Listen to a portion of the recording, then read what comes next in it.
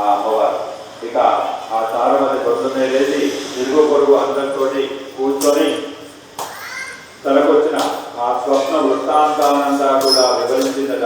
ఇక వాళ్ళందరూ కూడా శ్రావణ శుక్ల పౌర్ణమికి ముందొచ్చే శుక్రవారం కోసం ఎదురు చూస్తూ ఉన్నారట. ఇంతలో ఆ శుక్రవారం రాని వచ్చింది.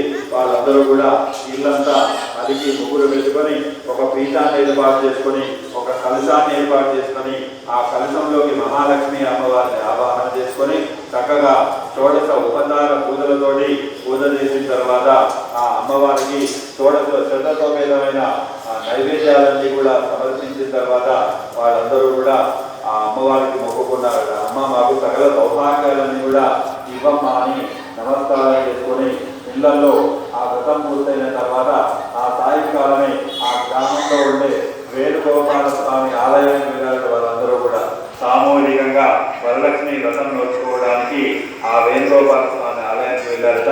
అక్కడ వాళ్ళందరూ కూడా సామూహికంగా ఈ వరలక్ష్మి వ్రతాన్ని పూర్తి చేసుకున్నారట. పూర్తి చేసుకొని ప్రదక్షిణ చేసేటప్పుడు మొదటి ప్రదక్షిణ పూర్తి కాగానే అందరికీ కూడా గల్లు గల్లుమని శబ్దాలు వినిపించాయట. అందరూ ఆశ్చర్యంగా చూసుకోగానే అందరి కాళ్ళకు కూడా బంగారు గజ్జల పట్టీలు కనిపించాయట. ఇక రెండవ ప్రదక్షిణ పూర్తి కాగానే అందరి చేతులకు బంగారు గాజులు వచ్చాయట. మూడవ ప్రదక్షిణ పూర్తి కాగానే మీకు ఎన్ని హారాలైతే కావాలో అవన్నీ కూడా ప్రత్యక్షమైనాయి. అలాగే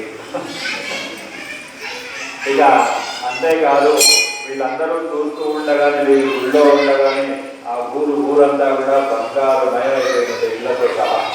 అదంతా చూసిన ఆ భక్తులందరూ కూడా సంతోషించి రథ దూరణ వాహనాలతోటి ఆ ఆలయానికి వచ్చి అక్కడ ఉండే పూజారికి దర్శించి నమస్కారం చేసుకొని ఆ వరలక్ష్మీదేవిని అందరూ కలిసి వేడుకొని తమ భార్య భర్తలు సంతోషంగా వెళ్ళిపోయారు.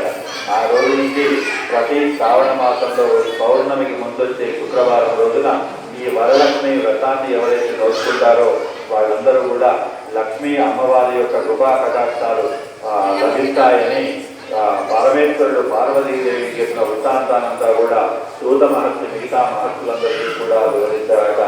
జై బోలో మహాలక్ష్మి మాయికి, ఏడుకొండమన వెంకటరమణ గోవింద. మంగళకర్పూర నీరాజనం. అందరూ కంకణం కట్టుకున్నారు, కట్టుకోవచ్చు.